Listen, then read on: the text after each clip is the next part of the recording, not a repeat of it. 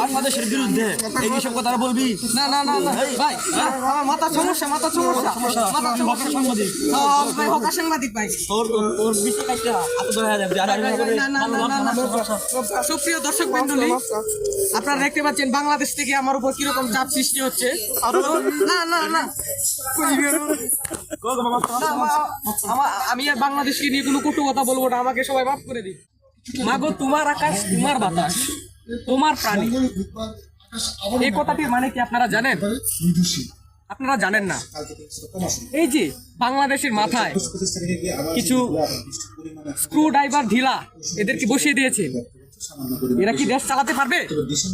এই যে আমাদের ভারতবর্ষে এত এত এত মানুষ রয়েছে, এত হাজার কোটি কোটি মানুষ রয়েছে, আমাদের ভারতবর্ষে কি এত কোনো ঝামেলা আছে? নেই।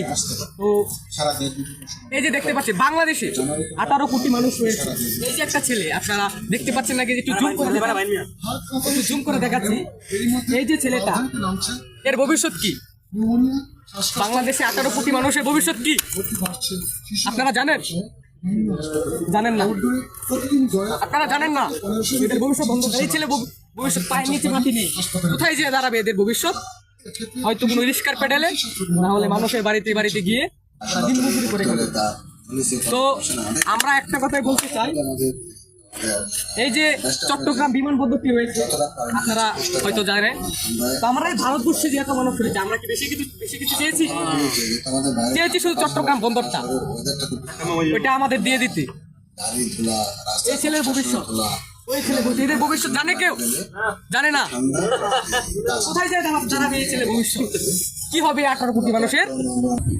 ডক্টর ইউনূস যে রয়েছে, তিনি কি পারবেন বাংলাদেশকে টিকিয়ে রাখতে? পারবেন? পারবে না, পারবে না, পারবে না। আপনারা জানেন এই যে বাংলাদেশে যারা রয়েছে, ছাত্রছাত্রী যারা রয়েছে, তারা বিভিন্ন বিক্ষোভ মিছিল আন্দোলন করছে, এদের ভবিষ্যৎ কি আপনারা জানেন? এদের ভবিষ্যৎ কি আপনি জানেন? আপনি জানেন? আপনারা জানেন না। এই যে ছেলেটি দেখতে পাচ্ছেন, এর ভবিষ্যৎ অন্ধকার।